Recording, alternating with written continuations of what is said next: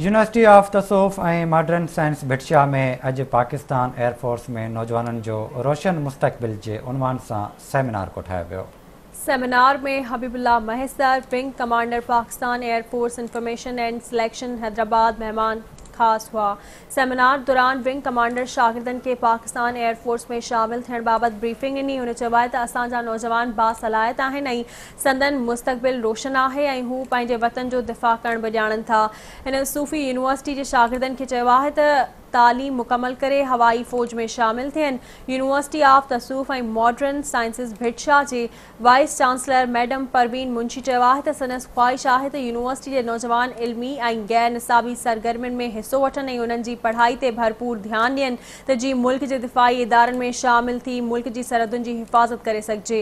उन मौक़े ते यूनिवर्सिटी जे रजिस्ट्रार डॉक्टर फरमान अली शाह चयो आहे त अहिड़नि सेमिनारनि जी कोठाइण सां नौजवाननि में वतन सां मोहबत जो जज़्बो पैदा थिए थो। उन लाइ अहिड़नि सरगर्मियुनि जी ज़रूरत आहे। सेमिनार में professor doctor Mohammad Qasim Memon, professor Hashim Thatto, professor doctor Gulzar, professor Khawaja Hussain, Faisal Kamrani ऐं ॿियनि उस्तादनि ऐं शागिर्दनि वॾे अंग में शिरकत कई।